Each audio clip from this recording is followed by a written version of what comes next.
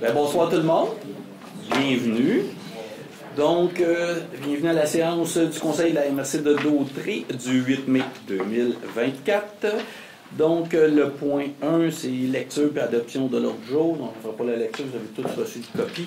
Donc, proposé par M. Germain, appuyé par Mme Sénéchal, à ma droite, à ma gauche. Oui. Merci beaucoup. Ah, fallait-il le rajouter à l'ordre du jour ou que j'ouvre à l'ordre du jour? Non, c'est nécessaire. Parfait. Donc, Mme Desjardins va vous lire un petit mot suite, évidemment, au décès d'un grand personnage de notre MRC qui vivait à Saint-Norbert. Mme Desjardins. Je vais essayer de parler fort. Si vous ne m'entendez pas, voilà. Ce soir, alors que nous nous réunissons pour cette séance, il est essentiel de prendre un moment pour rendre hommage à une figure emblématique de notre communauté, le regretté Jean-Pierre Ferland. Jean-Pierre Ferland n'était pas seulement un résident de notre MRC, mais un artiste de renommée internationale qui a fait briller le nom de notre région à travers le monde. Sa musique, ses paroles et son talent ont touché les cœurs de millions de personnes. Et nous sommes fiers qu'il ait appelé Saint-Norbert sa maison pendant de nombreuses années. Avec sa voix et ses chansons intemporelles, Jean-Pierre Ferland a été un ambassadeur fantastique pour notre territoire. Il a su capturer l'essence même de notre région dans ses compositions et a contribué à faire rayonner notre culture et notre identité à travers ses œuvres. Son récent décès laisse un vide immense dans le monde de la musique et dans nos cœurs. Mais son héritage perdurera à travers sa musique qui continuera d'inspirer les générations futures. En cette soirée, prenons un moment pour honorer la mémoire de Jean-Pierre Ferland et pour célébrer l'impact qu'il a eu sur notre communauté et au-delà. Merci.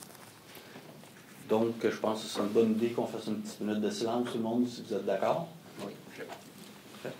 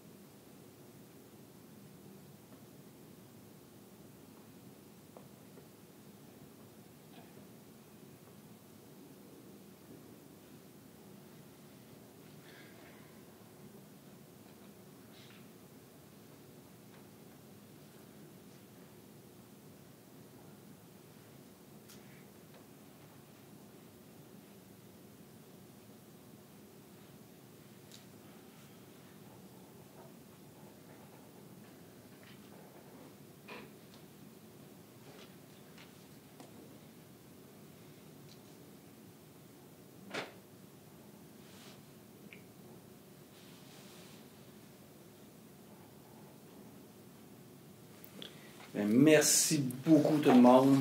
Merci beaucoup Mme Desjardins. Donc,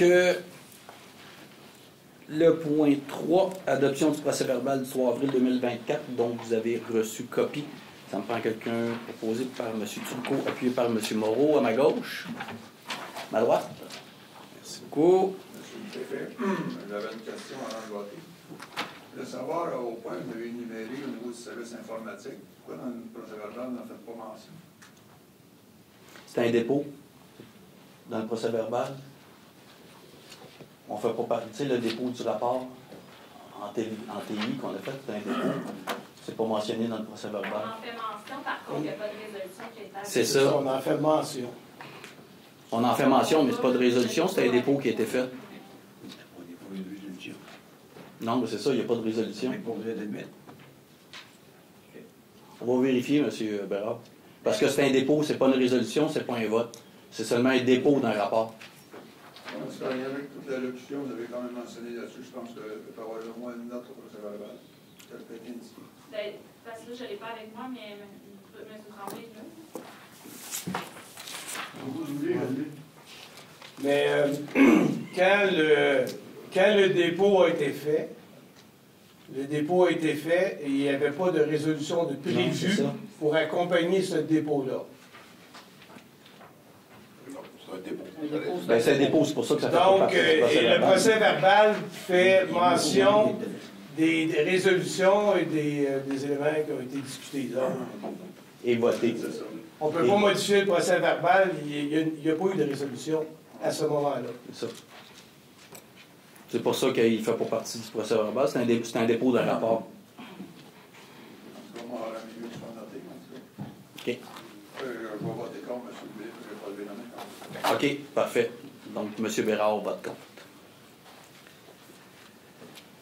Donc, les points 4, c'est administration et technique. 4.1, c'est l'adoption des comptes.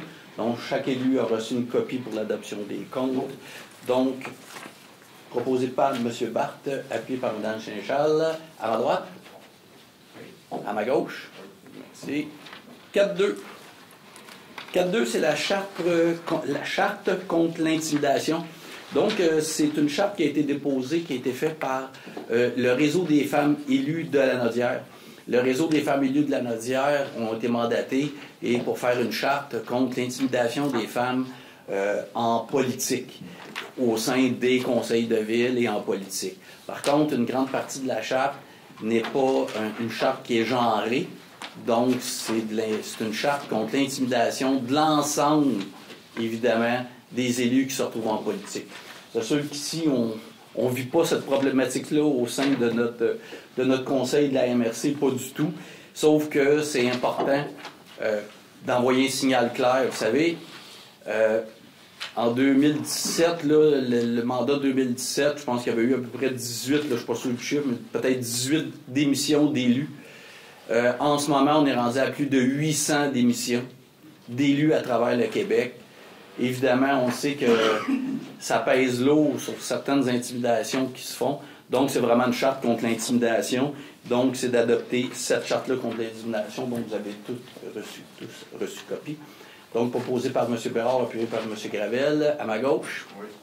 À ma droite? Parfait. Merci beaucoup. 4.3. Avenant à l'entente sur le projet signature et innovation. Donc, ça, c'est le volet 3 du FRR. C'est tout simplement une extension de délai. Ça, pour les gens, c'est un projet qui est subventionné par le gouvernement à la hauteur d'1 341 140. Ça, c'est à travers notre MRC. Ce qu'il va y avoir, c'est des points précis qui vont être ciblés dans la MRC. Et quand les gens viennent d'ailleurs, ou n'importe qui va là, ils vont pouvoir lire des codes, ils vont pouvoir s'installer là, genre 24 heures, lire des codes et savoir tout ce qui se passe dans notre région. Donc, vous allez à Saint-Norbert, vous savez un petit peu ce qui se passe un petit peu partout, tous les attraits touristiques que notre territoire peut avoir. Et nous autres, le titre, quand on a travaillé sur ce projet-là, c'était énormément du fleuve aux montagnes, parce qu'on a un territoire qui est peut-être excessivement différent. On a le fleuve, on a les plaines et on a les montagnes. Donc, c'est vraiment pour favoriser les gens qui vont venir ici dans nos attraits touristiques. Donc, c'est tout simplement un délai de prolongation. C'est 4 ans. Donc, l'entente est signée en 2023. Donc, les sommes doivent être engagées avant 2027, mais dépensées avant 2028. Donc, le gouvernement est d'accord, c'est une prolongation. Donc, ça me prend un proposeur par M. Frigon, appuyé par M. Bellemeur à ma gauche. Oui. Ma droite. Merci. 4.4, avenant à l'entente de vitalisation. Ça, c'est le FRR, c'est le volet 4. Donc, également, c'est une extension. Ça, c'est un projet, c'est une subvention qui est accordée aux 4 municipalités, je pense que c'est 4 ou 5? 4 municipalités du Nord. Et ils ont un super beau projet, puis la subvention, c'est 1 448 595. Donc, c'est prolongé. Donc, les sommes doivent être engagées avant le 31 décembre 2026, puis dépensées avant le 31 décembre 2027. Puis c'est un très beau projet. C'est quoi déjà le nom du projet, M. Frigon? La Véloroute Brandon, qui va rejoindre pas mal l'ensemble du territoire du Nord. C'est un très beau projet. Très, très beau projet. Donc, proposé par M. Frigon, appuyé par M. Gravel, à ma droite, ma gauche. 4.5. Retrait de la municipalité de Mandeville du service d'inspection. Donc, Mandeville, la ville de Mandeville s'est engagée un inspecteur et voulait faire son propre service d'inspection. Évidemment, on a eu une résolution de Mandeville, puis c'est en accord, parce que c'est un service qui rejoint, c'était 7 municipalités, je pense. Et d'un commun accord, il y a eu une belle entente avec Mandeville. Mandeville a fait une résolution comme quoi qu'il acceptait les coûts dus au fait d'ici la fin de l'année sur l'administration. Je dirais que ça a été fait avec diligence et beaucoup de professionnalisme de la part de Mandeville. Et l'ensemble des maires et des conseils de ville des autres municipalités ont accepté l'entente avec Mandeville. Donc, ça me prend un proposeur, proposé par M. Turcot, appuyé par Mme Sénéchal, à ma droite, à ma gauche. Merci. 4-6, appui à la Noret, pétition pour la limite de vitesse sur le chemin de Joliette. Le chemin de Joliette, pour les gens, là, ceux qui ne le savent pas, c'est vraiment la route principale qui rentre dans le centre-ville de la Noret, donc qui va de la rue Notre-Dame, qui passe directement à l'autoroute. Ah, M. Villeneuve, je vais proposer. Moi, je pense que vous allez le proposer. Évidemment, le chemin de Joliette, c'est une demande de réduction de vitesse parce que ça reste une route provinciale. Et c'est important d'avoir un appui des autres municipalités. Puis comme ici à la MRC, bien, les 15 municipalités siègent. C'est un appui qui reste important parce que nous, sur notre territoire, je pense que ça a pris 4 ans avant qu'ils acceptent de descendre de la limite de vitesse dans un endroit urbanisé. Donc, des fois, avec le ministère du Transport, c'est plus difficile, mais avec l'appui, j'espère que ça va fonctionner. Donc, M. Villeneuve... J'en fais la proposition. Vous en faites la proposition, appuyée par M. Barthes. À ma droite, à ma gauche. Fait. 4-7, adoption de la directive sur la langue française. Écoutez, il faut adopter ça. Ça, c'est le ministère. Ça, c'est tout simplement une directive du ministère de la langue française qui nous envoie ça. Donc, il faut qu'on se parle en français. Mais ici, c'est pas si pire. On travaille tous en français. It's not too bad. Oh. Donc, c'est l'adoption de la directive. Ça me prend un proposeur proposé par M. Bellumeur, appuyé par M. Pufal. À ma droite, à ma gauche. 4-8, appui à la MRC de Rouville. Dénonciation des frais uniques de la Société de l'assurance automobile du Québec pour la mise en œuvre de l'entente visant à percevoir des taxes sur l'immatriculation des véhicules. Ça, c'est le gouvernement, quand il nous dit souvent qu'on va donner des pouvoirs aux MRC ou aux villes, bien, ces pouvoirs-là, souvent, ça s'agence avec de la taxation. C'est ça qu'on appelle des pouvoirs. Au lieu que ce soit le gouvernement, bien, ça revient au MRC. Donc, une MRC peut, par décret, charger pour le transport une taxe qui va sur l'immatriculation. Ça reste un choix de MRC. Ici, à la MRC, on a décidé pour l'instant de ne pas aller là. Mais la problématique, c'est qu'une MRC qui décide d'aller puis de taxer, ça peut être des montants différents sur l'immatriculation de l'ensemble des véhicules de promenade sur notre territoire. Bien, en partant, la Société d'assurance automobile, il faut débourser 200 000 $ pour ouvrir le dossier. Donc, évidemment, pour les MRC qui décident d'aller là, c'est un couteau à deux tranchants. Donc, c'est tout simplement un appui pour dénoncer ces frais qu'on considère abusifs. Hein? La Société de l'assurance automobile, ça reste quand même une instance gouvernementale. Le gouvernement dit que tu peux le faire, mais il faut que tu payes. Donc, c'est un appui. Ça me prend un proposeur proposé par M. Lahaye, appuyé par M. Moreau, à ma gauche, à ma droite. Ici. 4-9. État des dépenses et des revenus au 31 mars 2024. C'est tout simplement un dépôt. Pour les gens, ça, chaque élu reçoit un document qui dit vraiment c'était quoi le budget, où on est rendu dans le budget, le pourcentage qui nous reste dans le budget. Ce qui permet à chaque élu de voir les dépenses de la MRC pour vraiment s'assurer que les pourcentages sont bons. Ça nous permet vraiment de vérifier. Chaque municipalité dépose aussi des rapports comme ça, ce qui permet vraiment aux élus de vérifier, voire d'avoir vraiment un compte-rendu pour faire une vérification. Donc, ça me prend... c'est 3 résolutions, Mme Nolin, hein? Oui. C'est ça. Donc, ça me prend une résolution, mais ça, c'est pour la partie générale. Donc, qui est la partie 1, j'imagine? Oui. Partie 1. Donc, pour la partie 1, proposée par M. Sylvestre, appuyé par M. Lahaye, à ma droite, à ma gauche. Oui. Fait. Donc, la partie 2, Ça, c'est pour ceux qui les bouts. sont... Oui, c'est ça, exact. Donc, c'est pour le rapport sur les bouts de fosses septiques, mais évidemment, seules les municipalités faisant partie du programme pour les bouts de fosses septiques peuvent voter sur ça. Donc, proposé par M. Pfal, appuyé par M. Germain, à ma droite, à ma gauche. Fait. L'autre, même chose, seulement ceux qui font partie de l'ORH, Office d'habitation. Donc, ça me prend un proposeur, proposé par M. Barthes, appuyé par M. Lahaye, à ma droite, à ma gauche. On n'a pas, nous autres, M. Moreau. On ne vote pas. Non, parfait. Donc, c'est bon pour tout le monde. 4.10, règlement, c'est l'avis de motion pour le règlement modifiant le règlement numéro 269, règlement sur la gestion contractuelle. Ça, on a un mandat par le gouvernement pour les études, là, pour tout ce qui est immigration. Hein, accueillir les gens d'immigration. Donc, il y a des mandats qui ont été donnés. Et ça, c'est un mandat qui a été donné à Mme Lépine. Ça fait à peu près 1 an, je pense qu'elle a eu le mandat, Mme Lépine. À peu près 1 an. Évidemment, il faut renouveler le mandat.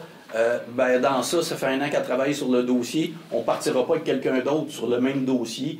Donc, dans nos règlements contractuels, on peut lui octroyer un contrat, son renouvellement, de gré à gré. Donc, ça me prend...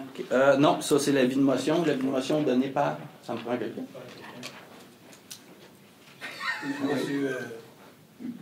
Monsieur Gravel.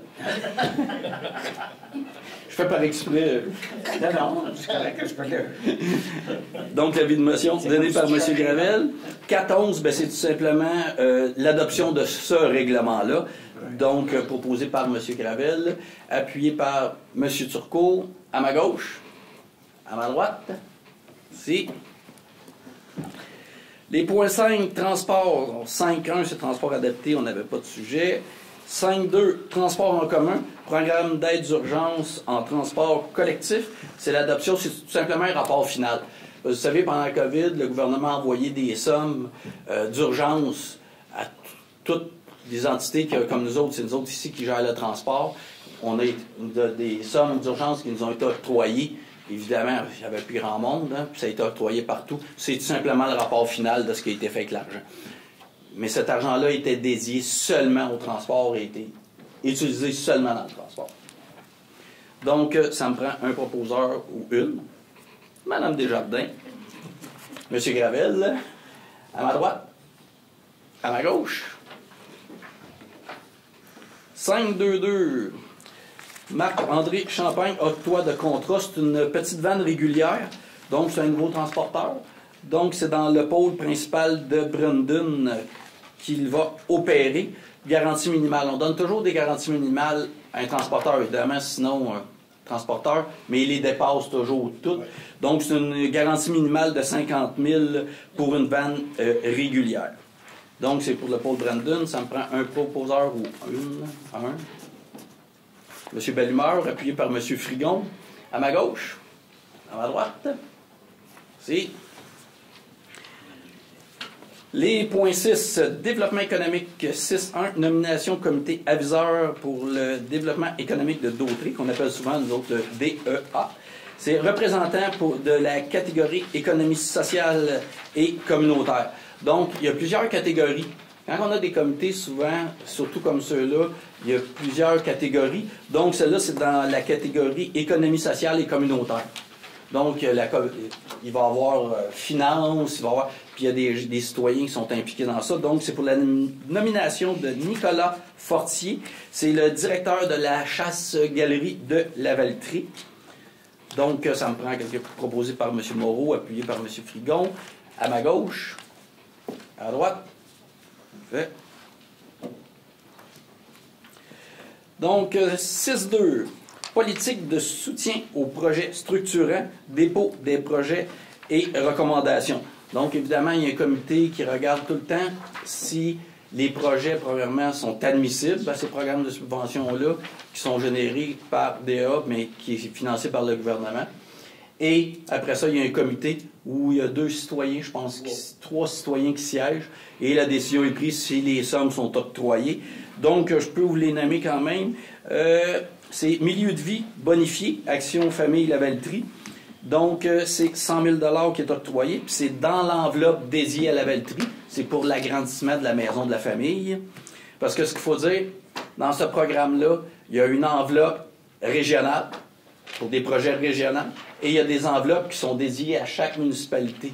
Donc, quand c'est un projet qui est vraiment dédié à la municipalité, ça part de l'enveloppe de la municipalité et non du régional. Donc, il y a aussi cuisine communautaire municipalité de Mandeville pour un montant de 110 400 $ dans l'enveloppe de Mandeville. Aire de jeu, Action Famille Lanoret, donc pour 10 850 qui est dans l'enveloppe de Lanoret. Centre multifonctionnel municipalité de Saint-Cuthbert, donc un centre multifonctionnel pour 195 108. Donc, ça part de l'enveloppe de Saint-Cuthbert. Donc, ça, c'est les projets, évidemment, les plus gros projets. Après ça, on a un volet qui est projet récurrent. Donc, on octroie des petites sommes pour des projets qui sont récurrents dans les municipalités. Donc, on a spectacle des fêtes, municipalité de Lanoret pour 1 000 $. Fête Famille 2024, Action Famille Lavaltrie, 1 000 $. Marché de Noël, municipalité de la Visitation de l'île du Pas pour 2 000 $. Puis Fête de la Famille 2024, Action Famille Lanoret pour 1 000 $. Donc, ça me prend quelqu'un qui propose. M. Gravel, appuyé par M. Goyette, à ma gauche, à ma droite. Merci beaucoup. 6.3. Appui à la MRC de Mekinac. Demande pour le renouvellement des ententes de soutien aux travailleurs autonomes. Donc, vous me corrigerez si je me trompe. Ça, c'est un programme qui avait du ministère et qui permettait à un jeune entrepreneur qui partait d'avoir du financement comme travailleur autonome. En fait, il y avait, des allocations de l'aide. Et ça aidait beaucoup d'entreprises. Vous savez, notre territoire est beaucoup par des petites et moyennes PME. Et ce programme-là était vraiment bon. Je prends juste... Comment ça s'appelle, M. Moreau, l'entreprise de climatisation Marois? Marois. Une entreprise aujourd'hui qui compte au-dessus de 35 employés, qui est une belle entreprise, ben, ça a commencé comme ça, cette entreprise-là. Donc, c'est un fonds qui était vraiment intéressant, puis le gouvernement y a mis fin. Donc, c'est tout simplement pour appuyer la MRC de Mekinac pour que le programme revienne. Donc, ça me prend quelqu'un qui propose, proposé par M. Moreau, appuyé par M. Bellimeur, à ma gauche, à ma droite. Merci. 6.4. Plan d'intervention et d'affectation des ressources, Accès Entreprise Québec. Donc, c'est Accès Entreprise Québec qui paie ici deux ressources. 2 ressources. Donc, 2 ressources au développement économique. Donc, c'est vraiment Accès Entreprise Québec qui paye ces 2 ressources-là. Donc, c'est le plan pour que ça soit adopté dans le cadre de l'entente avec le gouvernement. Évidemment, on dit oui, parce qu'on a... C'est la reddition de compte. Parce qu'on a 2 très bonnes ressources. Oui. Donc, c'est pour la reddition de compte. Donc, ça me prend quelqu'un qui propose, proposé par M. Turcot, appuyé par M. Frigon à ma gauche, à ma droite. C'est 6.5. Politique FLI, FLS. Ça, on en a beaucoup, faites-vous-en pas, même moi, souvent, je m'en souviens pas. Donc, c'est pour la modification. Donc, modification concernant le FLI relève. Donc, c'est un montant maximum. Ça, c'est des sommes qui sont encore par DEA, octroyées par le gouvernement. Et nous, c'est des sommes qu'on finance à des entreprises. C'est un fonds d'investissement. C'est un fonds vraiment d'investissement qui s'en va à des entreprises. Donc, c'est pour un montant maximum, c'est des modifications, là, de 50 000 pour le FLI et pour un prêt d'un maximum de 4 ans sans intérêt. Donc, c'est des prêts qu'on fait qui viennent de l'argent du gouvernement après analyse.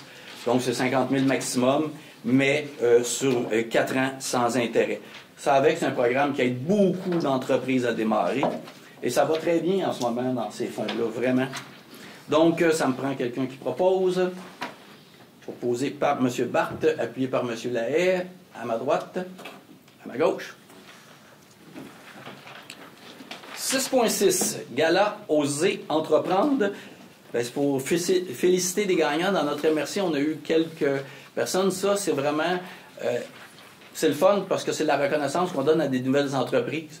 Donc, puis il y a plusieurs volets aussi dans ça. Donc, dans la catégorie économie sociale, c'est la coop santé de solidarité du Grand Brandon. Donc, ces gagnants-là s'en vont en finale provinciale à Québec.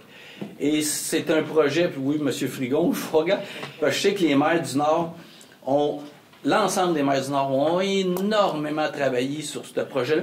Peut-être l'expliquer un petit peu, M. Frigon, moi je trouve ça intéressant pour les gens. Bien, c'est qu'on a regroupé 7 municipalités ensemble pour créer ce projet-là. Puis chacune des municipalités donne 20 $ par citoyen par année pendant 5 ans pour partir le projet et aller attirer des médecins ou des infirmiers spécialisés ou infirmières autres.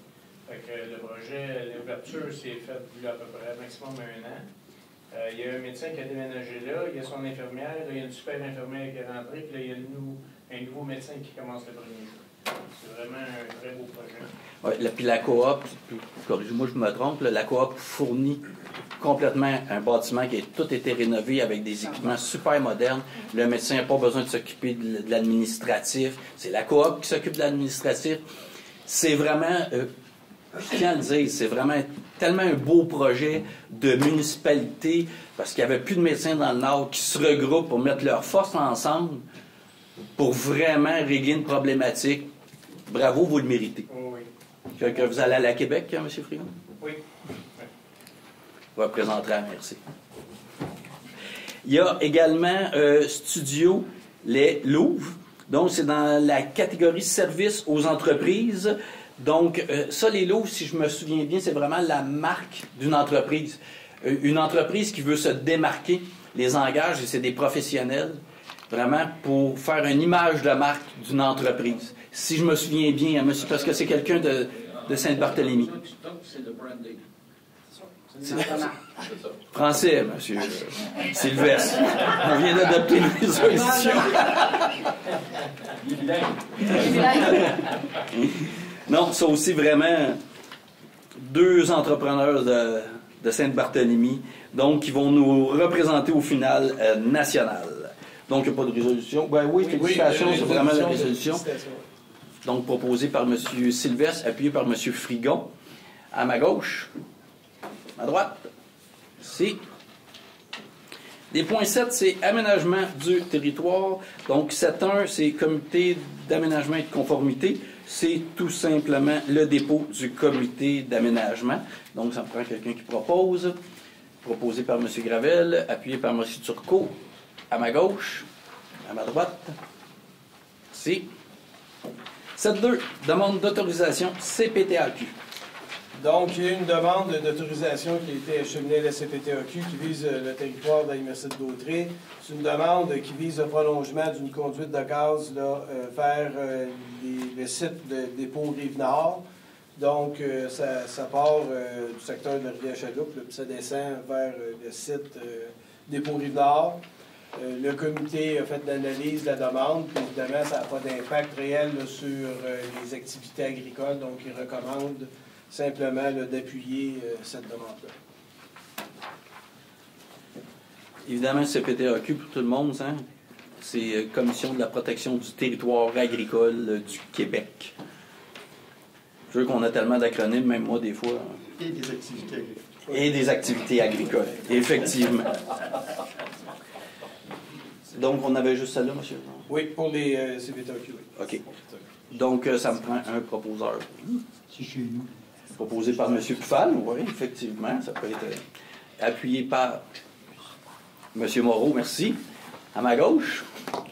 À ma droite. Merci beaucoup. 7.3, certificat de conformité.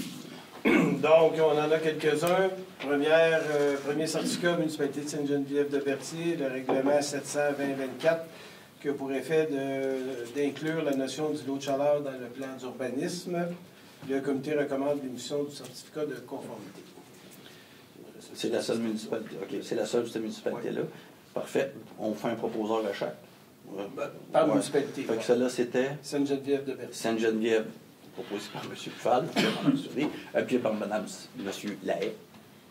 À ma droite. À ma gauche. Règlement de Ville de la Velletrie, un seul règlement, le règlement RR2 11-2024, qui a pour effet également d'identifier les îlots de chaleur dans le plan d'urbanisme de la municipalité. Le comité recommande l'émission du certificat de conformité. Mais ça, c'est vraiment... C'est une ça, c'est un devoir gouvernemental. C'est une quand commande même. du gouvernement du Québec. Exact. Chaque municipalité doit mettre des dispositions sur une définition du lot de chaleur, peu importe la taille de la municipalité. Évidemment, dans certaines municipalités, c'est peut-être un peu incongru, mais c'est... Les îlots de chaleur, il y en a moins chez vous que chez nous. Mais en plus, il faut les reconnaître par résolution, mais en plus, il faut également, dans notre réglementation, mettre en place des choses pour diminuer les îlots de chaleur qui peuvent se produire selon la disposition de nos îlots de chaleur. Donc, ça me prend un proposé par M. Moreau, appuyé par Mme Sénéchal, à ma droite, à ma gauche. Si. Donc, un règlement de la municipalité de Saint-Norbert, le règlement 132-2, qui a également pour effet d'identifier les îlots, la notion d'îlots de chaleur dans le plan d'urbanisme. Le comité recommande l'émission du certificat de conformité. À 131. C'est 131-2. Qu'est-ce que j'ai dit? Ah ben moi j'ai 132-2. Oui, mais on avait demandé de le corriger. Ouais, on lui a dit. C'est 131-2. OK. Ça va être corrigé. Merci. Donc, c'est là. Au travers des champs. Ah, il est moins chaud que le deux. Ça a du bon sens. C'est-tu la seule pour Saint-Norbert? Donc, prends quelqu'un de proposé, Mme Desjardins, appuyé par M. Pfal, à ma droite, à ma gauche. Oui. Donc, un règlement municipalité de Mandeville, le règlement 195-2023-2, qui a pour effet d'ajouter le terme résidence de tourisme dans une section du règlement administratif. Donc, le comité recommande l'émission du certificat de conformité. C'est ça le règlement pour moi. Donc, proposé par M. Turcot, appuyé par Mme Desjardins, à ma gauche, à ma droite, ici. Municipalité de Saint-Norbert, deux règlements. Le premier, 3 quarts. Saint-Norbert, Saint-Hubert. Saint-Hubert, pardon. Règlement. On va essayer de faire une pour la fin. Règlement 347, qui modifie le règlement de zonage numéro 82, qui a pour effet d'encadrer les aires de stationnement hors rue. Le comité recommande l'émission du certificat de conformité. Et le règlement 349, toujours de la municipalité de Saint-Hubert, qui a pour effet de permettre la restauration sur une partie du territoire. Le comité recommande également l'émission du certificat de conformité. Parfait. Donc, proposé par M. Bellumeur, appuyé par M. Frigon, à ma gauche, à ma droite. Si. Donc, Ville de Saint-Gabriel, deux règlements. Premier règlement 591, qui a pour effet de modifier le règlement de construction CV 197 pour modifier les normes relatives aux fondations. Et le règlement CV 592 qui modifie le règlement de zonage 195 et puis qui a pour effet de régir les bâtiments multifamiliales dans différentes zones du territoire de la ville. Le comité recommande l'émission du certificat de conformité pour les deux règlements. Parfait. Donc, proposé par M. Gravel, appuyé par M. Lahaye, à ma droite, à ma gauche. Si. Deux règlements pour la municipalité de Lanoret, le règlement 1087-2024 qui modifie le règlement administratif de la réglementation d'urbanisme et qui a pour effet d'édicter d'encadrer, disons, la réalisation de différents projets prévus au plan d'urbanisme. Le comité recommande l'émission du certificat de conformité. Et le règlement 1088-2024 qui a pour effet de modifier la réglementation concernant les ententes relatives aux travaux municipaux lors de l'émission des permis, par exemple, des nouvelles rues, etc. Donc, le comité recommande également l'émission du certificat de conformité. Donc, proposé par M. Villeneuve, appuyé par M. Turcot, à ma gauche, à ma droite. Merci. Il y a un dernier règlement de la municipalité de Saint-Barthélemy, 713-23, qui a pour effet de modifier le règlement de zonage de 88-90 et qui a pour effet là, de modifier les normes relatives à l'aménagement des terrains et les normes relatives aux bâtiments accessoires. Le comité recommande l'émission du certificat de conformité. Donc, proposé par M. Sylvestre, appuyé par M. Bellibeur, à ma gauche, à ma droite. Merci beaucoup. C'était tout pour les certificats. Évidemment, pour les gens, à toutes les fois qu'une municipalité a fait un changement dans sa réglementation, dans le zonage, ben, il faut absolument qu'une fois que la municipalité l'a adopté, que ça soit transmis ici. La MRC, tout ce qu'elle dit, parce qu'un schéma d'aménagement d'un territoire est fait par la MRC, est administré par la MRC.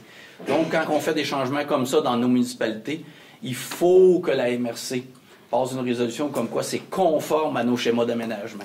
Donc, c'est pour ça qu'on passe les règlements des autres municipalités. Juste comme info. Donc, continuons. Donc, on est les 7-4, c'est culture. 7-4-1, comité culturel, c'est tout simplement le dépôt du comité culturel. Ça me prend que... Proposé par Mme Desjardins, appuyé par M. Turcot, à ma gauche. À ma droite. Oui. 7-4-2.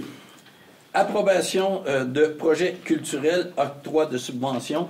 Donc, il restait des sommes. Hein, on a une entente interculturelle avec le gouvernement. Et il restait des sommes. Donc, le comité culturel a travaillé, je dirais, très fort. Je ne vous les nommerai pas tous, étant donné qu'il y a 18 projets culturels à travers notre MRC qui ont été adoptés pour adoption aujourd'hui, donc proposé d'adopter ces projets-là. Donc, les sommes, selon les projets, là, varient beaucoup, entre 3 000 $ du projet approximativement. Il y en a 1 600. 7 500. Donc, dans notre réglementation, c'est 7 500 maximum. Mais évidemment, le comité a analysé l'ensemble des dossiers, qui compte quand même bravo, parce que 18 projets, des beaux projets en plus. Donc, ça me prend quelqu'un qui propose, proposé par Mme Desjardins, puis par M. Turcot. Évidemment, ces deux personnes, mes deux confrères siègent sur le comité culturel. Donc, à ma gauche, à ma droite. Merci. 7-4-3, comité culturel, nomination aux représentants, organismes communautaires. Comme je disais tantôt, dans les comités, hein, il y a plusieurs déclinaisons. Donc, c'est pour organismes communautaires, c'est nomination de Christian Paquin-Coutu, membre de la CABA. Donc, c'est pour le nommer sur le comité. Donc, proposé par M. Bérard, appuyé par Mme Desjardins, à ma gauche, à ma droite. Merci beaucoup. 744, demande de démolition. Ville de Lavaltrie et ville de Saint-Gabriel. Donc, pour Lavaltrie, 611-617 rue Notre-Dame, 1611 Notre-Dame à Lavaltrie, 39 McLaren. Saint-Gabriel. Ça fait anglais, ça. C'est le nom de pas là C'est le Paul Brandon. C'est dans le pôle Brandon, ouais.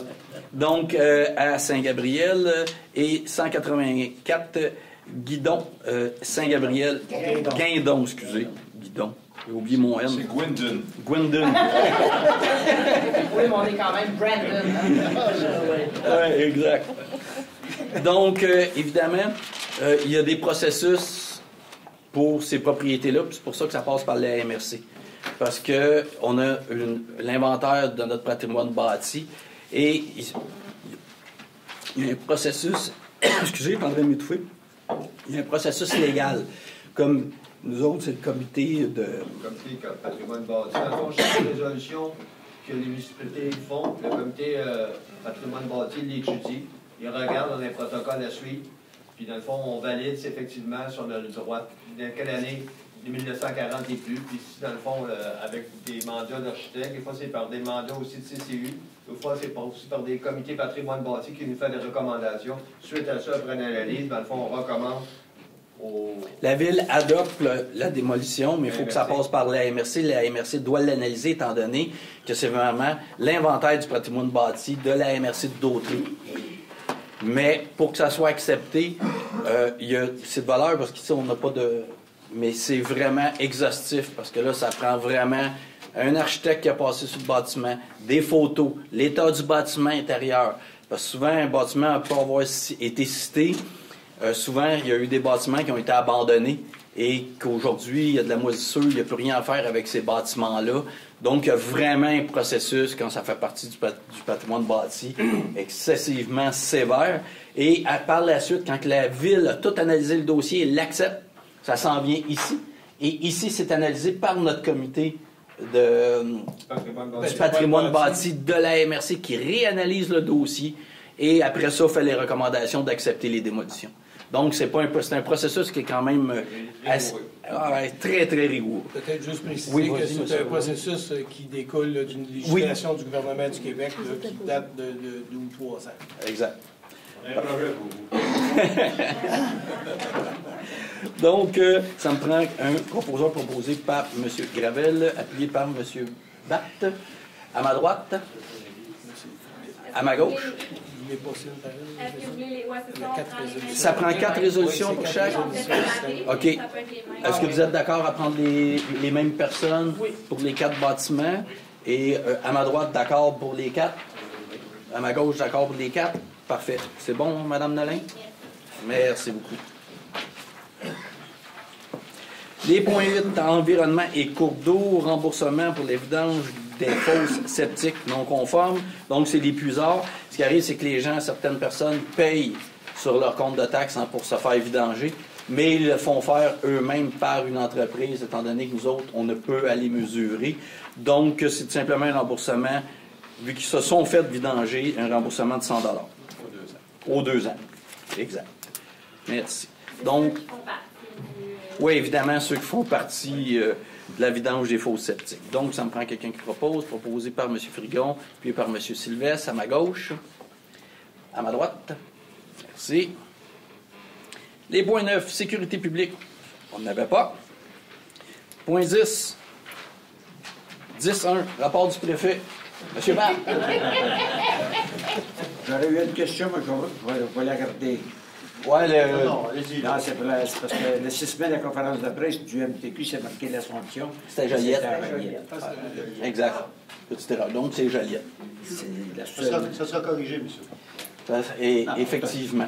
Mais malheureusement, à cette heure, je suis obligé de marquer du millage, étant donné que je n'ai plus accès à l'auto électrique de la ville de Lavaltrie. On a une auto et on a 4 inspecteurs. Donc, plus problématique. Donc, il reste le vélo. Ben, j'en ai un électrique, mais j'hésite.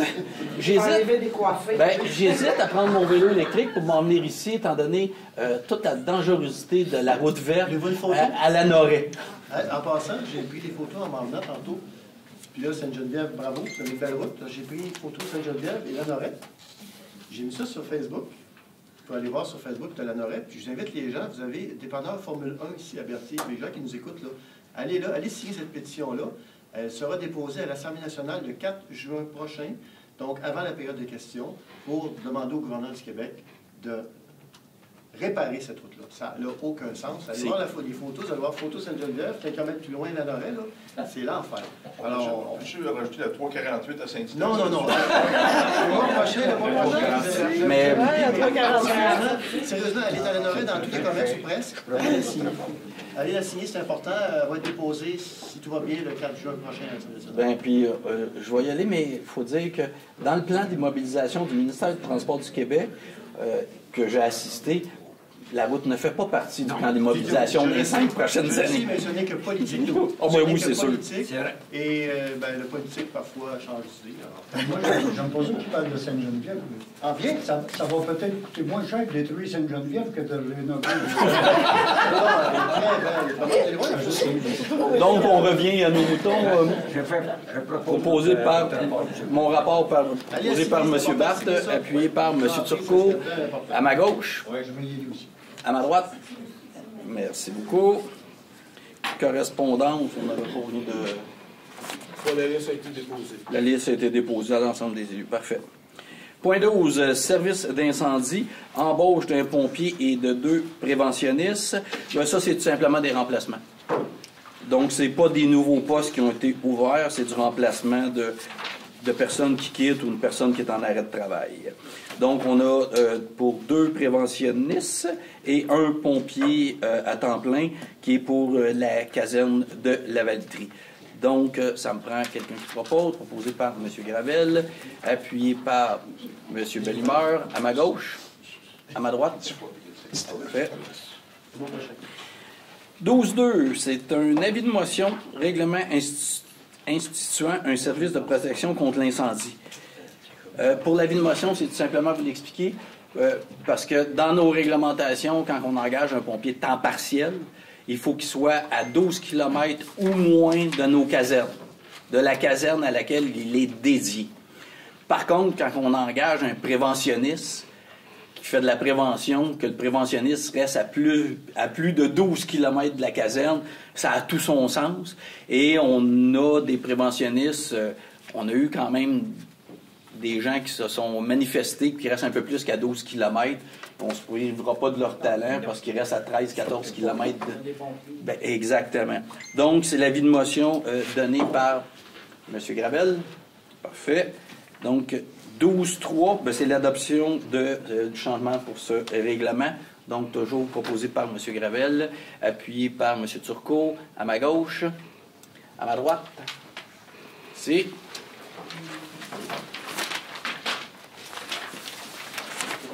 Je suis rendu au bout. Plus de place. Donc, les points 13, période de questions. Donc, tout simplement, les gens, s'il y a des questions, évidemment, juste vous levez, vous nommez, puis posez votre question. Et on va y répondre du mieux possible. Pierre Savignac, Sainte-Élisabeth. J'aimerais, dans un premier temps, féliciter M. Morin. J'ai reçu la médaille de l'Assemblée nationale, je crois. Oui, effectivement. Pour ses actions exemplaires, utiles pour le bien de la communauté. Faisant des milliers de foyers avoir accès à Internet haute vitesse. Je pense qu'on est dans les fiers comme l'autre de mer de la MRC. Je pense que c'est bravo. On va faire des réunions en informatique, Il a été récompensé beaucoup dû à son implication dans d'autres branchés et l'Internet haute vitesse sur l'ensemble de notre territoire. C'est quand on a vu ça par le web, nous autres à Sainte-Élisabeth, ça a soulevé des milliers de questions. Avec le dossier qui se passe au pré-branché, puis les élus de Sainte-Élisabeth, on a plein de questions qui sont sans réponse, puis que le monde ne comprenne pas. Parce que, à la dernière assemblée, à Sainte-Élisabeth, on va y aller de fin avec ça. Le 15 avril, on est arrivé à l'assemblée, puis M. Bérard était pas là, son absence, il y avait un remplaçant, un président. On a commencé les discussions, savoir qu'est-ce qui se passait avec Audrey Blanchet, puis ce qui était l'évolution. On a donné quelques explications, comme que ça coûtait 50 000 pour continuer à payer là-dedans. L'autre n'a pas au courant de rien. L'autre, ils continuent. Ils n'ont eu aucune information. On parlait du 15 avril au Conseil. Donc, encore là, vous comprendrez que l'information est difficile à avoir. Et nous autres, comme citoyens, mais on parle peut-être 90-95% de la municipalité, tout le monde essaie de comprendre ce qu'on s'en va là-dedans. Parce qu'il y a des coûts exorbitants, parce qu'on nous a vendu ça, qu'il était pour avoir des gains. Et là, ben, on ne sait pas ce qui se passe. Là, on sait qu'il va y avoir un comité. Il y a eu, à l'ordre du jour, le comité de relation avec la MRC. Là, on ne sait pas c'est quoi. Là, il y a des résolutions, comme M. Villeneuve dit. On marche par résolution, on répond par résolution. Mais là, on n'a plus le droit d'avoir de résolution, parce qu'avant, on avait ça sur le mur, où on avait des choses, on pouvait comprendre, puis les livres n'étaient pas peut-être par le web, mais là, on n'a plus. On parle que l'information est plus difficile pour nous autres à avoir. Ça, on va revenir tantôt pour l'information vers la fin, parce qu'on a encore de ces vieux problèmes-là.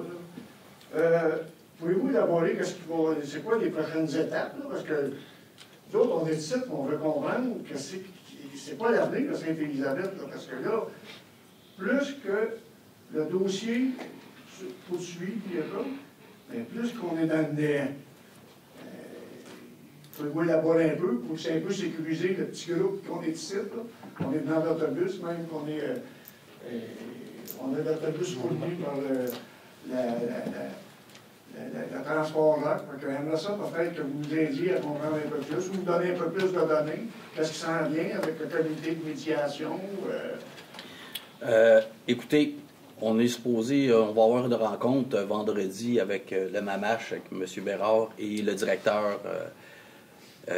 Tout ce que puis là, il faut faire attention parce que, puis je l'ai déjà dit ici aux gens dans la salle, c'est un conseil de ville qui est souverain sur son territoire. Et c'est normal, une municipalité ou une MRC parle par résolution. Parce que des décisions, c'est vraiment pris. Tant qu'une décision, il n'y a pas une résolution prise, c'est non formel. Quand la décision puis c'est voté, ça devient formel. Pour ce qui s'agit du service en TI, tout ce que je peux vous dire en ce moment, c'est que la municipalité de Sainte-Élisabeth n'est plus dans nos services des TI. La municipalité a complètement quitté nos services de TI. Il n'y a pas d'autre processus. Ils ont quitté le service. Ils sont débranchés. Ils ne sont plus dans notre infrastructure en TI. Puis, ça m'amène à me poser une question avec le comité, avec les pompiers. Il n'y avait pas quelque chose, vous avez dit avec ça, là, la dernière assemblée, vous avez expliqué qu'il y a Audrey Blanchet, il y avait les pompiers. Tu sais, là, on parle de la sécurité des gens, là. Je ne sais pas, moi, là. Non, c'est ça. Il faut faire attention parce que les communications d'urgence puis d'autres branchées, c'est deux choses complètement différentes. Sur les encarts. Oui. Ça, d'autres branchées, puis nous autres, ce qu'on dit, là, il y a deux noms, mais en réalité, comme je vous ai déjà expliqué, sont ensemble. D'autres branchés et villages branchés, oui. La seule chose que la municipalité a quittée, c'est les services des TI. Donc, les services d'urgence, d'autres branchés, c'est encore là, puis c'est encore par la MRC. Là, corrigez-moi si je me trompe, M.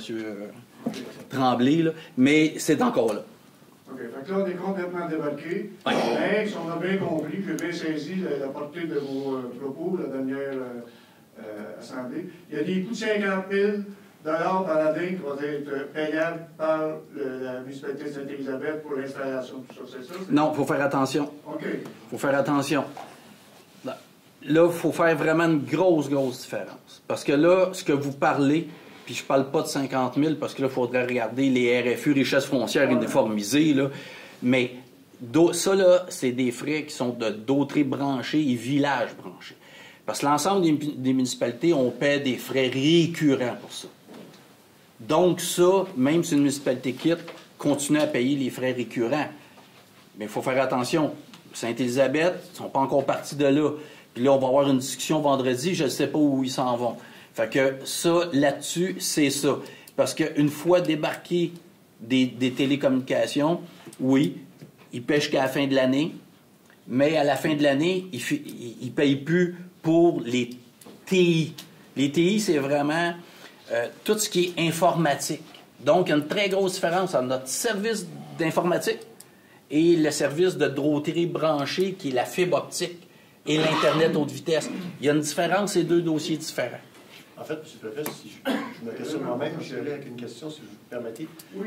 Dans le fond, il y a aussi le fait que toutes les municipalités ont un jour signé pour, comment dirais-je, faire partie d'un appel d'offres et de payer. Donc, on est tous attachés, même si on voulait débarquer demain matin, les appels d'offres pour lesquels on a signé, bien, on doit quand même payer jusqu'à la fin.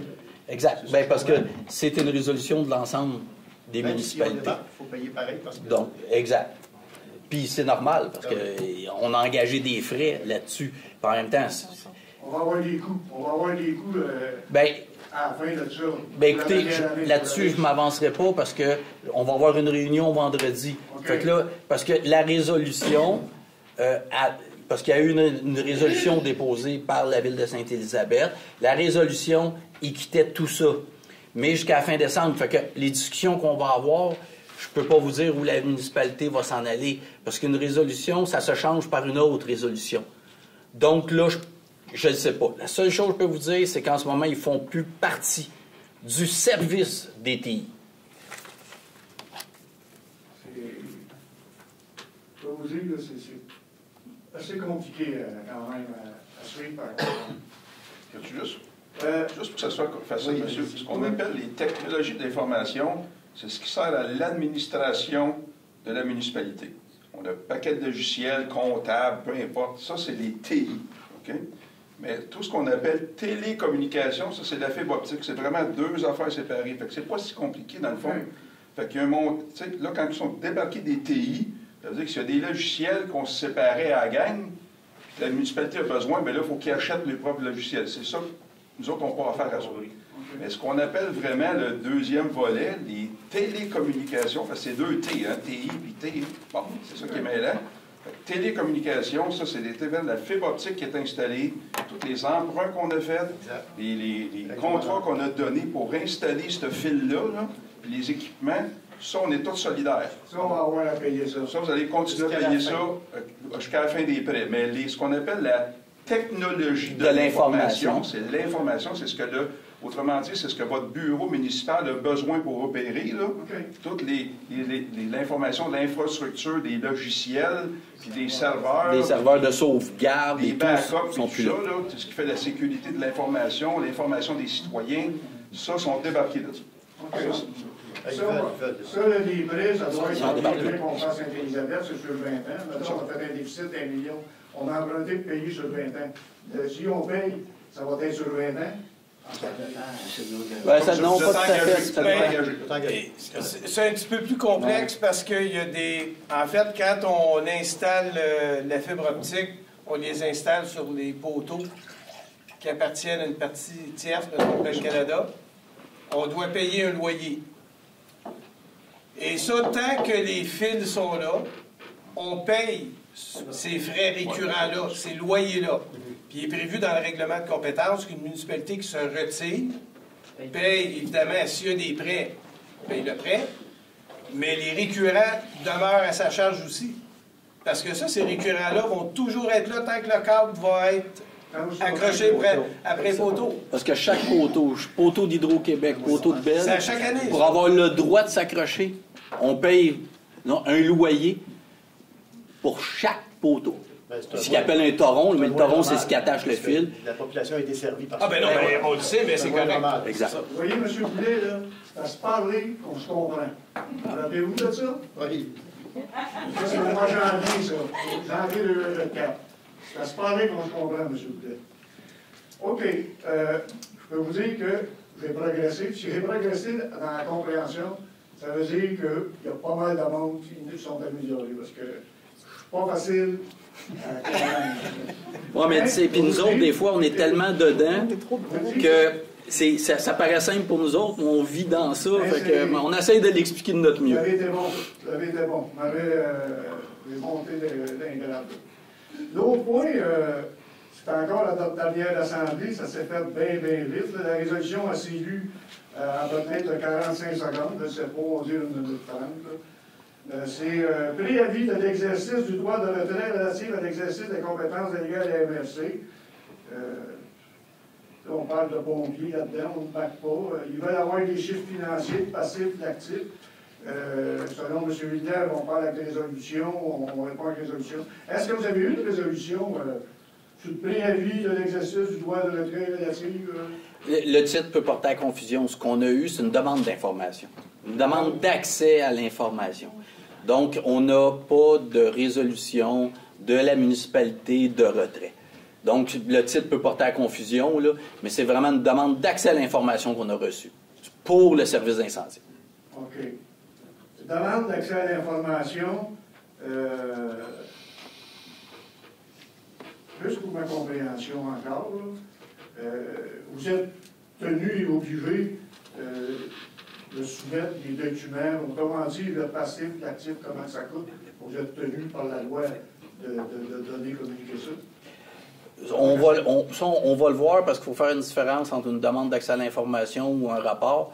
Donc, on est encore en train de l'analyser. Mais de par la loi, quand c'est une information qu'on possède, quand il y a une demande d'accès à l'information, on la fait analyser. Et quand c'est vraiment une demande d'accès à l'information, effectivement, puis c'est normal, on transmet l'information à la municipalité.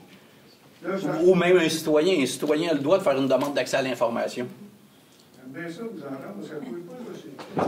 Là, je suis en train de comprendre que vous n'êtes pas tenu sur ce volet-là, parce que vous êtes encore en études, je ne sais pas, vous êtes en train d'analyser, puis il y a des lois, c'est assez compliqué, parce qu'il y a des pères et des enfants. Bien, parce que, je m'excuse de savoir, parce qu'il y a une différence des fois, puis ça m'arrive de le vivre, là, je vais parler par chez nous. Des fois, quelqu'un va faire, chez nous, un citoyen va faire une demande d'accès à l'information, mais c'est de l'information qui ne peut être divulguée par une demande d'accès à l'information. Je fais un exemple, quand c'est un document de travail. On est en plénier, chez nous, on a des sommaires décisionnels. Un sommaire décisionnel, c'est une analyse de nos services, disons, en loisir, puis qui nous fait vraiment une analyse d'un dossier.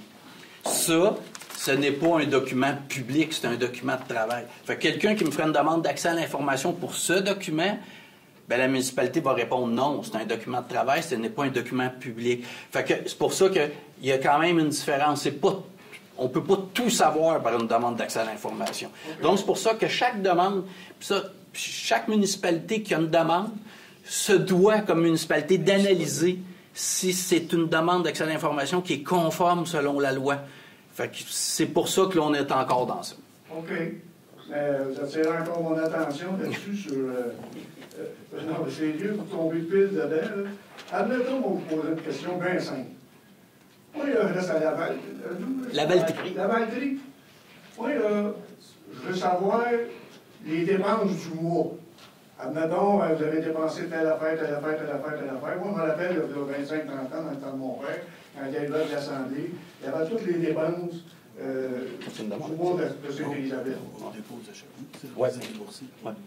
Ben, c'est... Si je vous fais une demande, les dépenses du bilan du mois, est-ce que vous allez me le donner? Bien, écoutez, puis là, je vous parle pour chez nous. Parce qu'il faut faire attention. Moi, chez nous, ici, chaque élu, tout le monde a reçu le sommaire de l'ensemble des chèques et des dépenses. Et comme chez nous, bien, quand on le vote, on dit le montant total des paiements par résolution. Comme le dernier qu'on a passé, là, je me souviens pas, là, exemple, bon, les paiements du mois, c'est 2 200 quelques mille, et il y a un rapport qui est déposé. Ça devient un rapport public. Quelqu'un peut faire une demande d'accès puis avoir ces documents-là. Ça, c'est des documents publics. Mais il y a le... Oui, je peux peut-être rajouter. Oui, vas-y, Marie-Claude. Je peux me permettre, comme ici, nous, c'est le point toujours 4.1, quand on dit adoption des comptes qu'on a passé. Nous, on dépose la liste des comptes du mois. Et ça, les élus l'ont reçu. Puis moi, si j'ai un citoyen qui me demande, j'aimerais voir les dépenses qui ont été faites au mois d'avril, ben, j'y sors.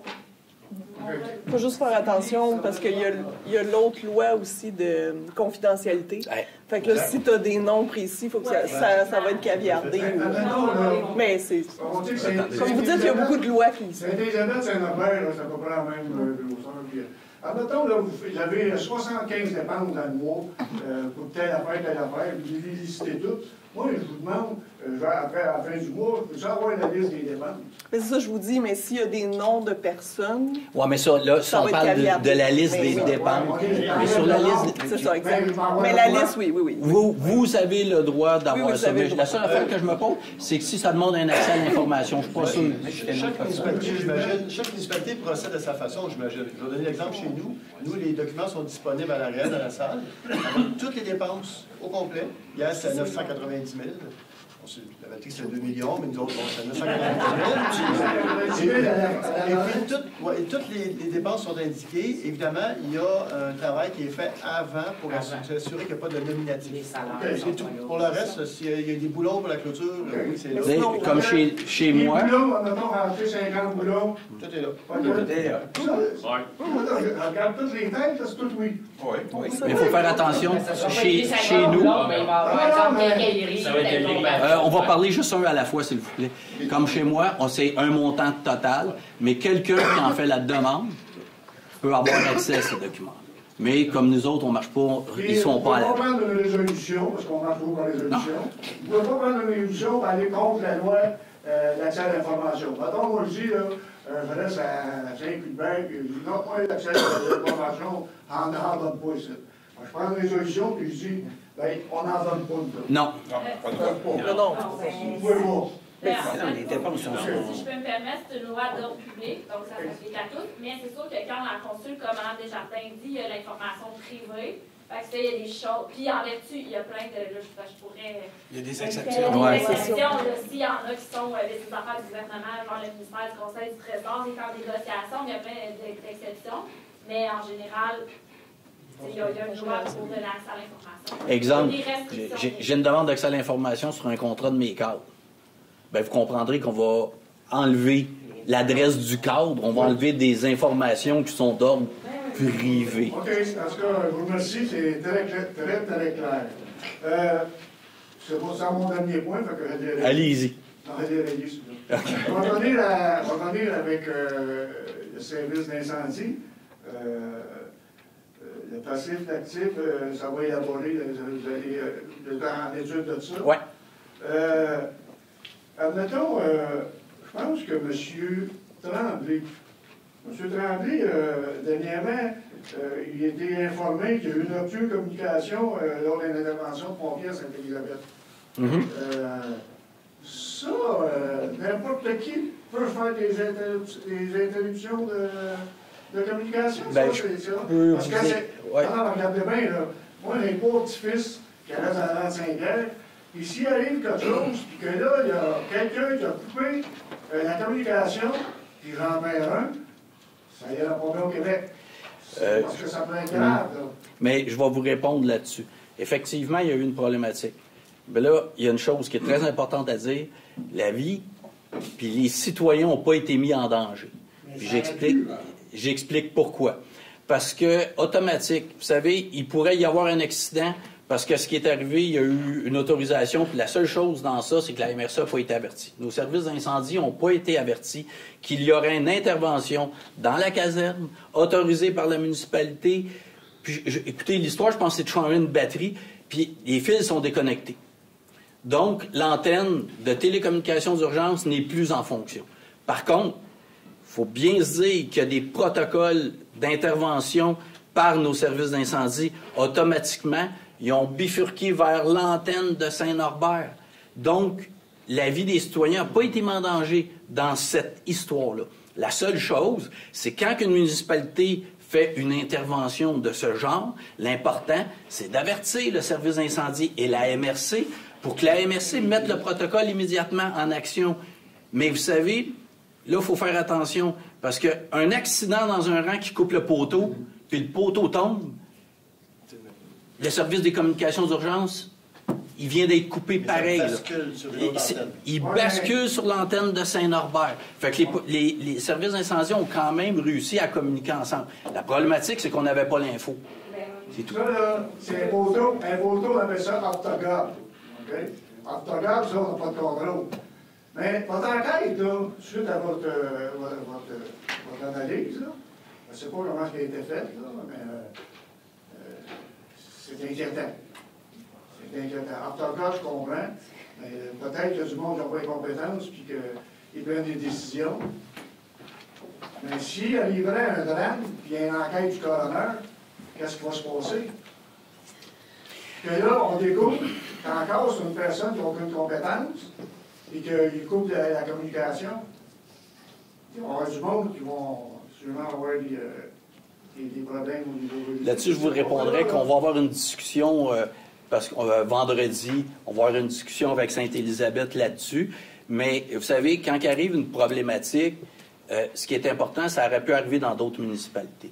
Donc, ce qu'il faut faire, on en prend bonne note et voir ce qu'on peut mettre en action pour plus que ce genre de problématique-là arrive. Parce que nous autres, l'analyse qu'on a comme citoyens Sainte-Élisabeth, c'est qu'il y a du monde qui n'a aucune connaissance, aucune compétence, et qui peuvent jouer là-dedans.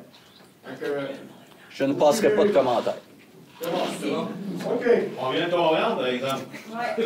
À Tchernobyl aussi, il n'avait pas de trouble. Il s'en sautait à la barre. Là, au mois de janvier, on a eu une demande d'avoir 2 pompiers, puis on a tout rempli, des études, tout. Puis vous avez fait part qu'au prochain lac à l'épaule, ça sera au début avril, vous en discuteriez. Les lacs à l'épaule, ben, moi, c'est pas des droits de mai. Je veux bien que vous avez eu un lac à l'épaule. Oui. Il y a des rapports qui sortent du lac à l'épaule. Je pense que c'est votre deuxième en plus. Oui. C'est votre deuxième, parce que le premier, c'était l'an passé. Je sais que M. Bérard faisait 4 ans qu'il vous le demandait. Là, puis, mais c'est-tu public, ça? Non. C'est pas public. Non, puis je peux vous expliquer. Parce que c'est exactement quand on parle de résolution. Il y a un lac à l'épaule et on discute de plein de dossiers. Et ce que je vous expliquais tantôt, vraiment des documents de travail. Parce qu'il faut faire attention. Quand on a ces discussions-là, tant et aussi longtemps que c'est pas voté en assemblée publique, c'est non formel. Donc, c'est vraiment, quand on appelle nous autres un plénier, c'est vraiment quelque chose qui est confidentiel et c'est du huis clos qu'on appelle. Donc, parce qu'il n'y a pas de décision de voter. Donc, non, ce n'est pas accessible. OK. Alors, c'est juste m'assurer oh, que oui. les propos sont exacts. La question est bonne. On sait qu'il y a des propos qui sont inexacts, il y a des propos exacts, hein, on comprend ces peines. OK. Juste deux petits points pour terminer, là, parce que votre temps est précieux, puis en tout cas, vous avez l'amabilité de nous clarifier puis de nous répondre, ça, c'est bien apprécié. On est là pour ça. L'Union des municipalités du Québec, ça vous dit quelque chose? Bien sûr. Ouais. L'UMQ, qu'on appelle. Y a-t-il juste une municipalité ou tout le monde va là? Bon, je peux vous répondre. L'Union des municipalités du Québec, il y a la FQM, Fédération des municipalités du Québec, et il y a l'UMQ. C'est deux fédérations un petit peu différentes. L'UMQ, ça représente approximativement 80 de l'ensemble des citoyens. Et pour faire partie, parce qu'ici, il y a Lavaltrie, il y a Berthier et Sainte-Élisabeth qui font partie de l'UMQ. C'est un choix d'une municipalité. Sainte-Élisabeth? Berthier et Lavaltrie. L'autre, on n'est pas habitué, on ne peut pas voir.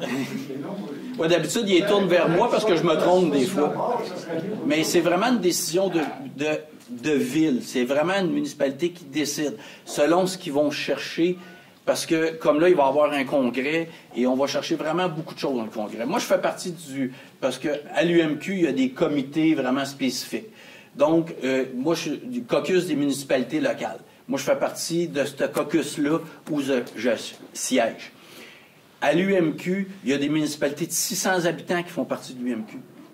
Il y a des plus petites municipalités. C'est vraiment un choix municipal selon les services offerts par l'organisme. Donc, vous comprendrez que je ne dirais pas que c'est un mauvais choix parce que nous, on a même fait ce choix-là. Mais la MRC, on est à la FQM. C'est différent, mais je pense qu'on siège un peu. On va chercher tellement de bonnes informations. Autant à l'UMQ, M. Bérard participe beaucoup. Il y a des ateliers d'information et c'est très enrichissant. Fait que c'est vraiment un choix de municipalité. Mais c'est pas un mauvais choix.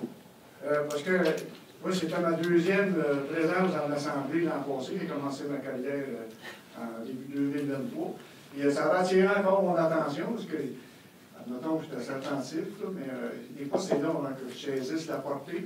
Parce que là, on avait une résolution à Sainte-Élisabeth considérant que le Conseil des maires de la MRC a refusé de changer la date des rencontres qui entraient en conflit avec les assises municipales. C'est, mettons, c'est 13 maires ou 12 maires à changer la date de ça, puis ça, c'est été refusé. Là, je voudrais juste comprendre le sens de... Non. Ouais, mais je pense que c'était une rencontre. Monsieur Bérard? C'est juste parce que la date des assises a donné avec une réunion de la MRC. Il a demandé si c'était possible de reporter la date de la réunion de la MRC. Puis là, vous avez mentionné qu'il y avait juste 2 ou 3 membres seulement. Exact. Pas reporter la date, tout simplement. Exactement, c'est en plein ça. Puis ça, c'est très simple. Comme là, nous autres, on s'en va là bientôt, là, il y a 3 municipalités et on a tous un représentant qui peut nous remplacer. Donc, comme moi, si je ne suis pas là, ben, M. Barthes, qui est le préfet suppléant, c'est M. Barthes qui va me remplacer.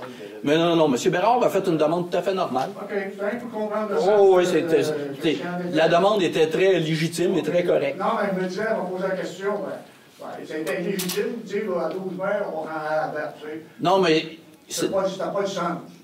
Pas du tout. C'est correct de le demander. Non, c'était correct de le demander. OK. Dire à 12 mai, je changerai la date pour que je puisse assister. Okay. Non, mais écoutez, non, ici, quand on réussit à s'adapter pour une municipalité, on le fait. On le fait. Si on peut changer quelque chose, parce qu'une municipalité ne peut pas être là, puis il y a des dossiers importants, puis je voudrais être là, il est possible de changer la date? Écoutez, c'est exactement comme dans nos conseils de ville. On va changer une date parce qu'un conseiller ne peut pas être là, parce qu'on tient à ce que tous nos conseillers soient présents. On peut même, à la limite, on peut même, quelqu'un qui dit « je ne peux pas être là, est-ce que le dossier qui va être traité est urgent? Est-ce qu'on pourrait le reporter à l'autre mois? » On va le faire, s'il n'y a pas d'urgence. Non, puis c'est tout à fait normal qu'un maire fasse une demande comme ça. Oh, c'est beau par chez vous. Dans mon dernier point, je termine avec ça. C'est parce que la communication, on ne se parle pas de cachette, là, il n'y en a pas. Là, il y a une résolution, comme M. Villeneuve. On se fait une résolution, je sais même que vous l'avez su celle-là pour répondre à une résolution. La résolution, je l'ai telle qu'elle, elle est adressée à tous les maires, même aux dirigeants de la MRC.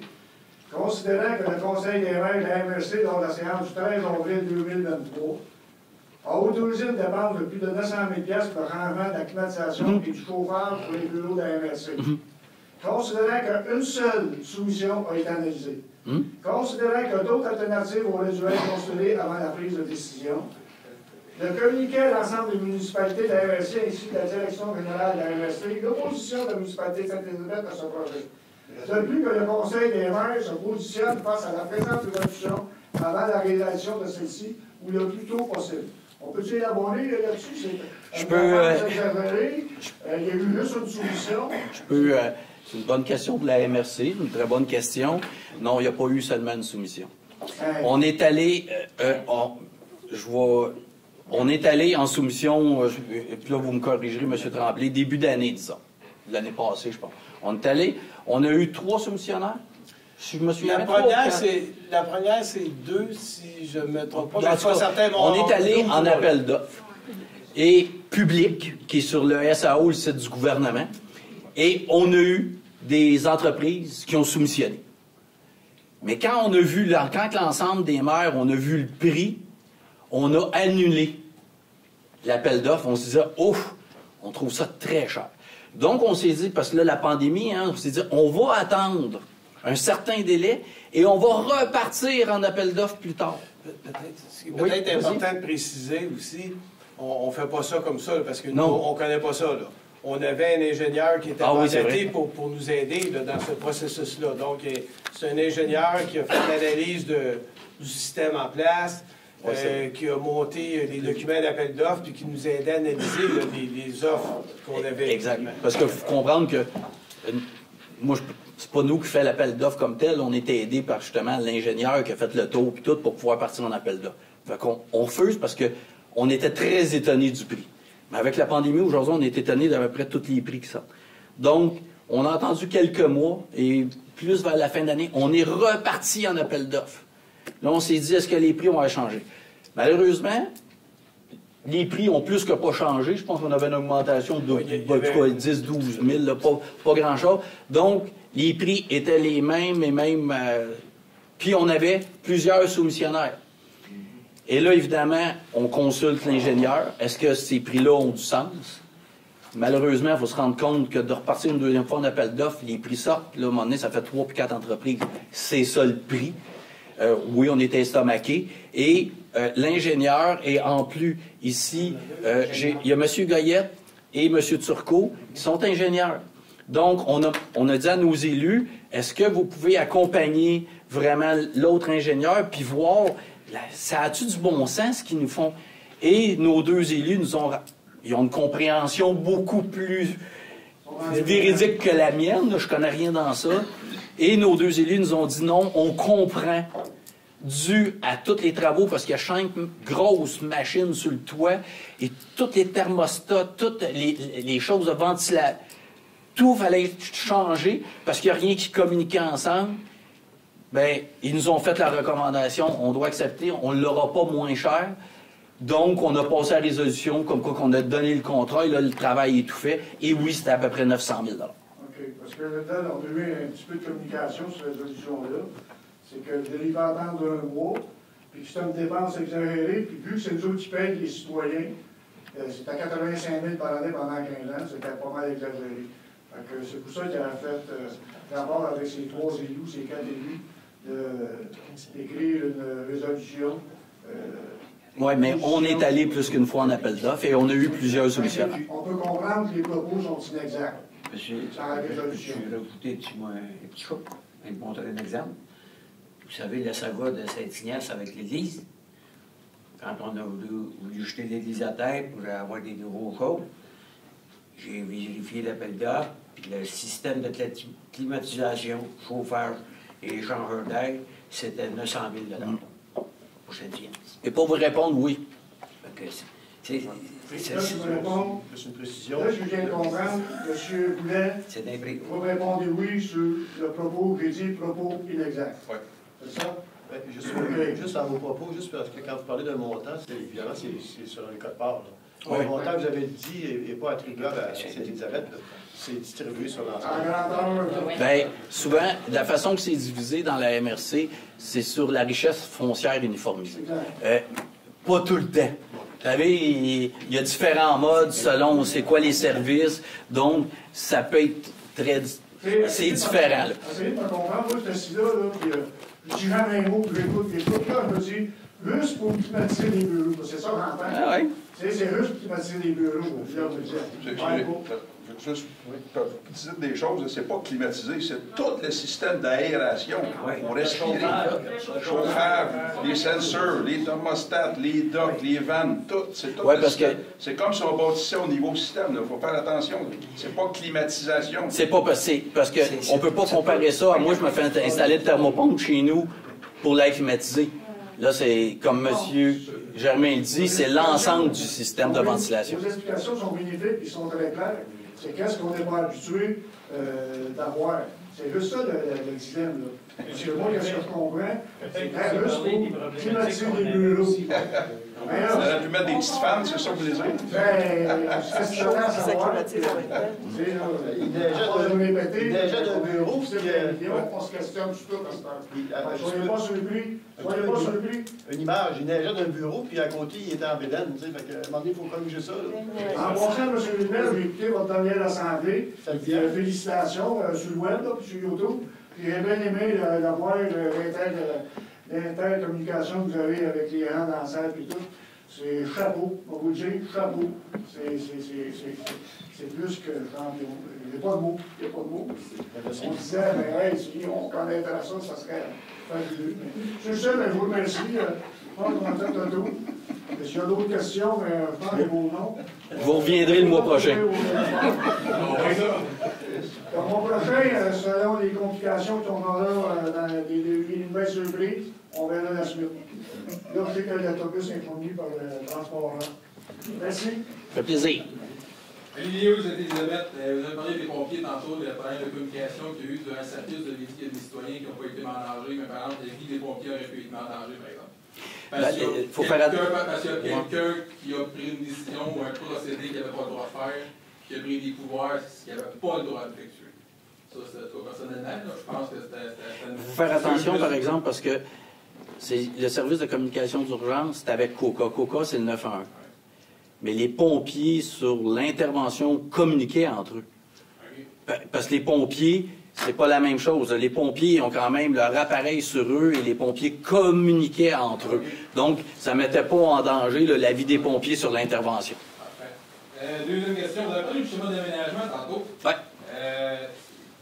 C'est renouvelé depuis combien d'années, ça, le schéma d'aménagement? Oh mon Dieu! Là, ben, pour vous dire, le nôtre date quand même de plusieurs années. Là, c'est ça. Là, on est en train de le revoir. Ça a tous des 5 ans pour ça renouveler? Bien, là, on a 3 ans pour le revoir, le schéma d'aménagement. Et par la suite, une fois... Oui, vas-y. Parce que Monsieur Tremblay est urbaniste, hein? C'est important de comprendre. Un schéma d'aménagement, c'est un document de planification de l'aménagement du territoire. Là-dedans, il y a des éléments qui proviennent des municipalités, qui répondent à leurs préoccupations. Il y a aussi beaucoup d'éléments qui proviennent du gouvernement du Québec. Ça, c'est les commandes du gouvernement du Québec. Là, le gouvernement du Québec demande à la MRC d'introduire telle disposition, telle disposition, telle disposition. Puis là, ben, la MRC, elle révise son schéma. Elle essaie de s'entendre avec le gouvernement et les ministères. Pas toujours facile. Parce que nos prérogatives ne sont pas nécessairement les mêmes que celles du gouvernement du Québec. Et jusqu'à maintenant, on n'a pas réussi à s'entendre, le gouvernement du Québec et la MRC. Vous êtes en train de dire que... En 2009, il y a un règlement, il y a un schéma d'aménagement révisé qui a été adopté, qui a été transmis au gouvernement du Québec puis qui a été refusé. Depuis ce temps-là, il y a eu des modifications aux orientations gouvernementales. Il y a des travaux qui ont été faits ici avec des échanges avec le gouvernement du Québec. On a des points de discorde qui sont importants. Qui ne sont pas marginales. Ce ne sont pas des babioles. Ça a des conséquences importantes pour les municipalités concernées. Jusqu'à maintenant, on n'a pas réussi à s'entendre. Maintenant, il y a une modification législative qui est entrée en vigueur il n'y a pas tellement longtemps. Et là, dans ce contexte-là, les MRC auront l'obligation, dans les 3 prochaines années, de réviser le schéma. Là, il y a une obligation formelle qui va tomber. Il y a des nouvelles orientations gouvernementales qui arrivent. Et puis là, on va devoir se conformer aux demandes du gouvernement du Québec, mais encore là, ce qui est important pour les MRC, puis ça, le gouvernement du Québec le comprend quand même en partie, on ne peut pas juste être là pour remplir les commandes du gouvernement. Là. Il faut qu'on réussisse à faire en sorte que le gouvernement comprenne quelles sont nos préoccupations, puis la valeur qu'ont ces préoccupations-là, puis l'importance qu'elles ont pour les municipalités concernées. Fait que c'est pour ça, s'il n'y a pas de schéma révisé, c'est parce qu'on n'a pas réussi à s'entendre avec le gouvernement du Québec. Bruno, n'oublie pas le volet, le fait de dire que pas parce qu'il n'est pas adopté le deuxième schéma qu'on ne continue pas à évoluer avec le règlement de contrôle intérimaire. Il y a des règlements de contrôle intérimaire. Tout ça est vivant et avance pareil. On n'est pas encore en 87, 88. Là. Non. Il y a des règlements, des modifications au schéma qui ont été adoptées depuis, puis il y a des règlements de contrôle intérimaire. Pour faire simple, c'est à peu près l'équivalent d'une modification au schéma qui ont été également adoptées, puis souvent, dans l'optique, on en a eu un sur la question de la production porcine.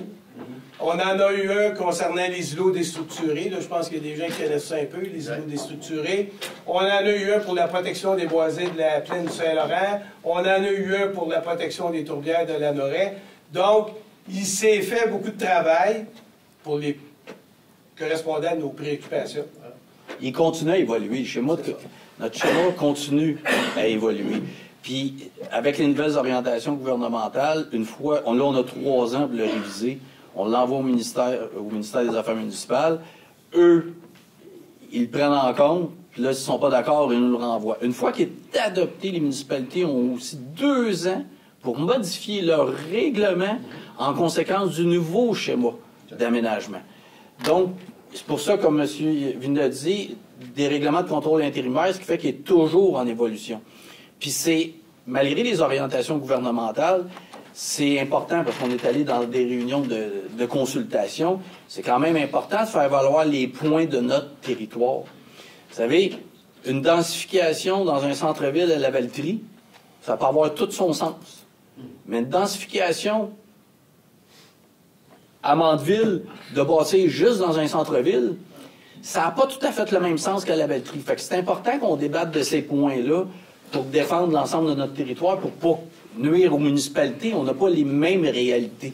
Il y a certains MRC qui ont adopté leur schéma, mais aujourd'hui, ils s'en mordent les doigts. Oh oui. Parce qu'ils ont fait une erreur. Il n'aurait pas dû. Il faut le montrer. Puis, dans le fond, si on ne l'adopte pas, puis M. le préfet vient de nommer Mandeville, souvent aussi, c'est parce qu'il y a des réalités, comme il dit, qu'il y a des municipalités, que cette réalité-là n'est pas la même. Elle pourrait faire à l'honoraire, à la Lavaltrie, mais pas nécessairement fonctionner pour d'autres municipalités. Alors, l'idée, c'est de se tenir justement ensemble et dire, ben là, de toute façon, on est pénalisé à peine par le fait qu'il n'est pas adopté. Alors, c'est une question de volonté politique du gouvernement du Québec. Le jour où il va se taper, il va peut-être dire, ben là, on n'est pas là encore. Merci de la réponse. J'avais un petit commentaire. Je tiens à remercier l'ensemble des maires qui sont ici présents, M. le préfet, M. le DG, de voir bien répondre à nos questions. On peut surtout prendre le temps de répondre à nos questions. Très apprécié. Les conseils qu'il faut prendre ça en note, ça serait pas pire. Merci. Autre question? Non? Ben, merci beaucoup de ça. Ah oui, allez-y, monsieur. Pas de problème. Actuellement, le fil est passé là-dedans chez février à peu près. Je voulais vérifier avec vous c'est quand la possibilité qu'on soit connecté dans nos propriétés. Je vous dis, ça, je vais vous dire, je ne serais pas capable de répondre. Par cœur, je ne suis pas capable de répondre à ça. Par contre, si vous allez sur le site Internet, vraiment, de la MRC de Dautré, vous allez sur le site Autré branché, puis vous l'avez. Par contre, il faut bien lire, parce qu'on donne des dates, mais c'est bien dit que les dates, c'est s'il n'y a pas de problème. Parce que souvent, les problématiques, on vient pour s'accrocher, exemple, dans un poteau de belle, mais le poteau, il est croche, ben il veut qu'on le change, le poteau. Fait que, il y a des délais qu'on ne contrôle pas. Donc, on vous donne des dates en conséquence des infos qu'on a, mais les imprévus qui sont hors de notre contrôle, on ne sait pas. Mais vous pouvez avoir la date approximative sur notre site Internet. Si vous posez la question à Audrey Blanchet, ils vont vous répondre. Oui. Ils vont vous dire qu'est-ce qu'il y en a. Il y a une autre chose, est-ce qu'on vit à Sainte-Élisabeth avec le système de TI? Est-ce que ça va changer quelque chose pour nous autres qui attendons après ça? Non, pas du tout. Pas du tout. On a commencé à dérouler, pas du tout. Puis vous savez, M. Hull, vous étiez maire à l'époque, si aujourd'hui, oui, tout le monde a hâte d'être branché, c'est clair, ils sont tannés, parce que mais si ça n'avait pas été de cette initiative-là prise par nos prédécesseurs, puis d'être innovateur, puis d'avoir M. Morin, on a souligné tantôt son travail, M. David Morin, si on n'avait pas eu tous ces éléments-là, bien aujourd'hui, on serait peut-être encore bien loin d'avoir le fil qui passe devant chez nous. Alors, on est là-dessus, là, je pense que... On est d'avant-garde, on est d'avant-garde. On est avant-gardiste, pas mal. Et un prix modique. Vous êtes chanceux, je ne l'aurais pas, moi, le cas. Oui. Vous avez des bateaux, ça compte? C'est bon. Oui.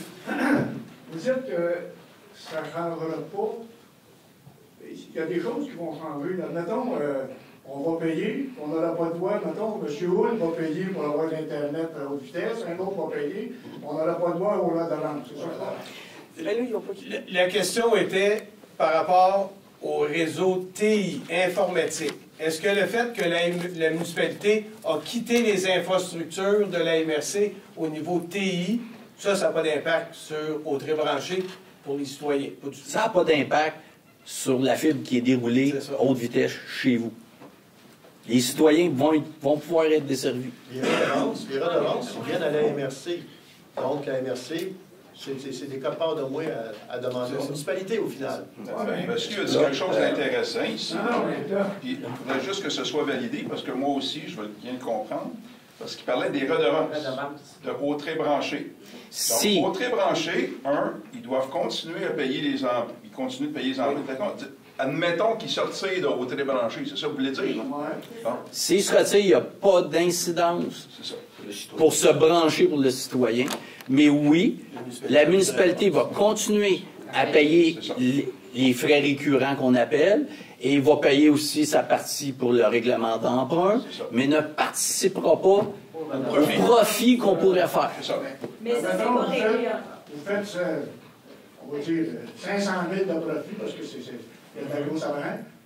Puis vous allez vous séparer ça à 14 000. Oui, monsieur. Puis Sainte-Élisabeth, on va regarder passer le petit bonheur. Oui. En fait, ça reste à la MRC. On ne sépare pas ça, ça reste à la MRC. Mais à terme, c'est plus 1,2 million. OK. Mais là, je voudrais arrêter tout le monde, s'il vous plaît. Parce que moi, le chaos, là, ça me... Il y a une chose qui est sûre. Là, dites-vous bien une chose. On n'est pas rendu là. Non, c'est ça. Là, on n'est pas rendu là. On a une rencontre vendredi, on n'est pas rendu là encore. On comprend plus, de plus en plus. Mais s'ils vont vers ça, c'est ça qui va arriver. Parce qu'ils maintiennent la position encore le 15 avril. On leur a posé des questions, puis il y a eu des débats à savoir qu'on l'appuyait, puis c'était non. On maintient en ligne. Ça, c'est à l'Assemblée du 15.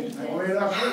Parce que là, je suis en train de comprendre que vous nous forcez à dire à Transport Rock pour le prochain mois.